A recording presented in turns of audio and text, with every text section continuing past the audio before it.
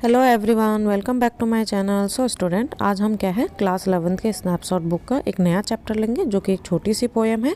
इस पोएम में हम देखेंगे कि एक राजा होता है जो क्या है बहुत जस्ट और प्लेसिड होता है और इसी के लिए वो क्या है खुद ही क्या है फांसी के फंदे पे लटक जाता है। आगे देखते हैं चैप्टर में क्या क्या हो रहा है। Let's begin with introduction. सबसे पहले इंट्रोडक्शन देख लेते हैं। एन एंशिएंट टेल, ये एक एंशिएंट टेल है, एक स्टोरी है और जिसमें कि एक राजा होता है। जो राजा क्या होता है बहुत जस्ट होता है, पीस लविंग होता है, जस्ट और प्लेसिड मतलब वो न्यायप्रिय होता है और शांति प्रिय होता है। अब देखिए आगे क्या होता है। राजा क्या है ऑर्डर देता है एक आर्क बनाने का। अब आर्क क्या होता है, आर्क एक कर्व साइड का कर्व जैसा एक स्ट्रक्चर होता है जहाँ पे कि वो खड़े होके किसी को भी अपनी जनता को किसी भी तरह का भाषण दे सके और जनता भी उसको वहाँ से आसानी से देख सके। अब उसने क्या है एक पब्लिक रोड पे है एक आर्क बनाने का क्या दिया ऑर्डर दिया और जिससे कि क्या है उसके किंगडम की क्या है जो लुक है लुक भी इन्हेंस हो सके और ये ऑर्डर उसने क्या है दे दिया। और इस ऑर्डर के साथ ही साथ क्या है जो लेबरर्स थे उन्होंने अपना काम स्टार्ट कर दिया, जो वर्कर्स थे उन्होंने अपना काम स्टार्ट कर दिया और आर्क वाज कंस्ट्रक्टेड और उसके बाद जो आर्क है वो बनाया गया था। अब देखिए क्या होता है, आर्क तो बन गया, ऑर्डर भी दे दिया, लेकिन क्या होता है वो आर्क जो होता है आर्क वाज बिल्ड लो, वो आर्क थोड़ा नीचे बनता है, मतलब उसकी जो हाइट होती है वो थोड़ी कम होती है। Ride on the public road arc was low, जिस रोड पे वो बनाया गया था वो आर्क थोड़ा लो बना था। Crown got struck against the arch and fell off, जो क्राउन था राजा जब वहाँ से गुजरा तो जो क्राउन था राजा का जो मुकुट था उस आर्क पे टकराया और वो गिर गया। Unpleasantness on the face of the king, मतलब अब जो है राजा के फेस पे अनप्लीजेंटनेस हो गई, मतलब वो नाखुश हो गया और फेल डिसऑनर्ड, और उस यहाँ पे राजा ने क्यों क्या है डिसऑनर्ड भी फील हुआ क्योंकि उसका मुकुट नीचे गिर गया और राजा को बहुत डिसऑनर फील हुआ। तो राजा ने कहा कि जो भी जिसने भी यार गलत बनाया है उसको कुछ ना कुछ पनिशमेंट मिलेगा, उसको क्या है फांसी के फंदे पे लटकाया जाएगा।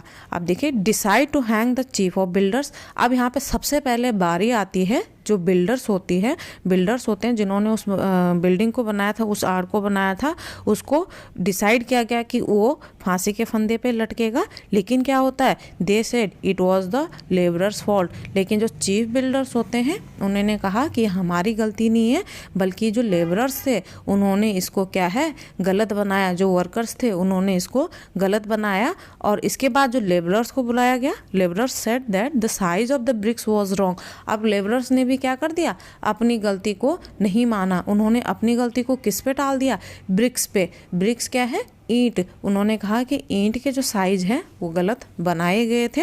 अब ब्लेम्ड द मैसन, अब उन्होंने ब्लेम दिया मैसन्स पे जो ईंटें बनाते हैं उस पे ब्लेम चला गया। और साथ ही साथ अब आगे दे ब्लेम द आर्किटेक्ट, और जो मैसन्स होते हैं जो ईंट बनाते हैं उन्होंने भी उस ब्लेम को नहीं लिया, उन्होंने भी क्या किया उन्होंने उस ब्लेम को आर्किटेक्ट जिन्होंने नक्शा बनाया था उस पे उस ब्लेम को डाल दिया। अब देखिए architect reminded the king that he had made amendments to the plan when they were shown to him। और इसी तरह जो आर्किटेक्ट है उन्होंने भी कुछ ना कुछ कहना था और उन्होंने कहा कि राजा शायद आपको याद नहीं है जब मैं हम आपके पास आए थे तो आपने इसमें कुछ अमेंडमेंट्स करवाए थे, कुछ चेंजेस करवाए थे। और इसी तरीके से क्या है architect indirectly blame the king. अब देखिए क्या होता है राजा भी कंफ्यूज हो जाता है क्योंकि जो आर्किटेक्ट ने सारा ब्लेम राजा पे डाल दिया था। और अब क्या है राजा ने कहा क्योंकि वो कंफ्यूज था तो उसने कहा कि अब उसको किसी काउंसलर की ज़रूरत है, तो किसी ऐसे आदमी को बुलाया जाए जो कि सबसे बुद्धिमान हो। Order to bring the wisest man in the country, इस कंट्री में जो सबसे बुद्धिमान हो उसको बुलाया जाए। वाइजेस्ट मैन, अब वाइजेस्ट मैन को लाया जाता है, वो बहुत बूढ़ा होता है क्योंकि बूढ़ा होता है तभी वो सबसे बुद्धिमान कहलाया गया है। कुडंट वॉक नॉर सी, और वो ऐसा आदमी होता है जो कि न तो चल सकता था और ना देख सकता था। अब उसको क्या है रॉयल कोर्ट में लाया गया, काउंसलर को बुलाया गया रॉयल कोर्ट में और उसने कहा कि जो कल्प्रिट है उसको फांसी के फंदे पे लटकाया जाएगा। तो सबने क्या है सबने कहा कि जो आर्क है वो रियल क्या है कल्प्रिट है और उसको ही लटकाया जाना चाहिए। लेकिन काउंसलर ने कहा कि बहुत सेमफुल होगा कि हम क्या है किसी आर्क को, उस आर्क को लटकाएं जिसने कि क्या है राजा के सर को छुआ है, जिसने कि राजा के क्राउन को नीचे गिराया है। लेकिन यहाँ पे भीड़ भी क्या हो जाती है, रेस्टलेस हो जाती है। भीड़ को भी पता था कि उनका जो राजा है वो बहुत प्लेसिड और जस्ट है, न्यायप्रिय राजा है। अब राजा ने जब ये पॉइंट वहाँ पे उठ ही गया था तो अब किसी न किसी को क्या है फांसी के फंदे पे लटकना था। अब यहाँ पे क्या है, अब किंग ने ऑर्डर दे दिया कि someone must be hang since the nation wanted hanging, कि अब कोई ना कोई इस फांसी के फंदे पे क्या है लटकेगा, क्योंकि जो नेशन है वो भी चाहती है कि कल्प्रिट को सज़ा मिले। न्यूज़ वाज सेट अप, फांसी का फंदा तैयार किया गया, इट वाज प्लेस्ड हाई। लेकिन क्या हुआ, जब उन्होंने फांसी का फंदा क्या है लटकाया, बनाया तो उसके बाद वो थोड़ा क्या है ऊंचा हो गया। ईच मैन वाज मेजर्ड, अब क्या हुआ ऊंचा हो गया तो कोई भी उस फांसी, अब मतलब वहाँ पे ये डिसीजन लिया गया कि जिसके गले में ये फांसी का फंदा फिट बैठेगा वही क्या है फांसी लटकेगा। अब हर आदमी ने क्या है मेजर करा उस फांसी के फंदे पे जाने की, लेकिन क्या हुआ वो किसी पे भी फिट नहीं बैठ रहा था। खाली एक आदमी था, only one man who was tall enough to fit in it, एक ही आदमी था जो उस पर फिट बैठ पा रहा था, और वो कौन था, द किंग। और इसी प्रकार से हिज मैजेस्टी वॉज हैंग, जो राजा था वही फांसी के फंदे पे लटक गया।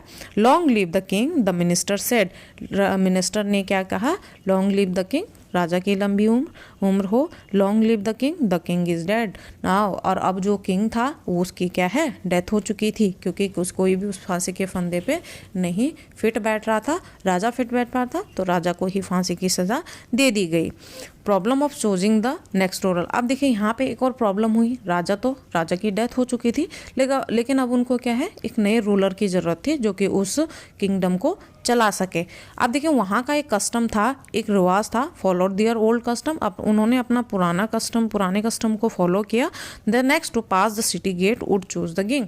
अब उन्होंने कहा कि जो सिटी गेट से, जो उनका गेट था मेन, जो भी पहला इंसान वहाँ से गुजरेगा वही डिसाइड करेगा कि उनका राजा कौन बनेगा। लेकिन क्या हुआ, उस दिन an idiot happen to pass the city gate. उस दिन एक इडियट है, एक बेवकूफ़ इंसान उस सिटी गेट से गुजरता है, और जो गार्ड वहाँ पर खड़े रहते हैं वो उस इडियट से पूछते हैं, ask him who should be the king. जो इडियट था, अगर आप उस इडियट से कुछ भी सवाल पूछते तो वो उसका सारा आंसर क्या होता था, सब सवालों का आंसर एक ही होता था, मेलन। इसलिए उसने उस दिन भी he replied a melon. This was his answer to all the question since he like melon. उसको मेलन बहुत पसंद था, तो जितने भी क्वेश्चन आप उससे पूछते तो उसके सारे क्वेश्चंस का आंसर क्या होता था, melon. Minister crowned a melon king was placed at the throne. अब उसके बाद जो मिनिस्टर है उन्होंने भी क्या है एक मेलन को, एक तरबूज जो होता है उसको राजा बना दिया, और उसको मुकुट भी पहना दिया, उसको राजगद्दी पे बैठा दिया। अब क्या हुआ, ये अब हैप्पी किंगडम था क्योंकि कोई बोलने वाला कोई था नहीं। अब ये तो था सारी पास्ट की स्टोरी। अब जो प्रेजेंट में है, all this happen long ago, जो ये सारी स्टोरी ये बहुत समय पहले होता है। When someone asks that how is it their king appears to be a melon. अब लोग जब भी उनसे पूछते हैं कि उनको कैसा लगता है कि उनका राजा एक मेलन है, तो वो लोग क्या बोलते हैं, it's all right if their majesty take delight in being a melon, कि हाँ सब कुछ ठीक है, अगर उनके राजा को एक मेलन बनना पसंद है तो सब कुछ ठीक है। Happy as long as there is a peace and freedom, और वो लोग भी तब तक बहुत हैप्पी हैं, बहुत पीस है, शांति से रह रहे हैं जब तक कि उनको आज़ादी है और उनकी शांति में कोई भी दखल अंदाजी नहीं कर रहा है, तो वो लोग भी उस किंगडम में खुश है। और अब वहाँ पे क्या है, principle of non interference in that state, मतलब उस राज्य में क्या है एक सिद्धांत को फॉलो किया जा रहा है। कौन सा, नॉन इंटरफेरेंस के सिद्धांत को फॉलो किया जा रहा है। अब इस तरीके से क्या है, सब लोग वहाँ पे, क्योंकि कोई उनकी खुशी में, उनकी शांति में दखल नहीं दे रहे, सब क्या है, सबको फ्रीडम है, तब तक सभी लोग वहाँ पे खुश हैं। If you like the video please like, share and subscribe. Thank you for watching. Have a nice day.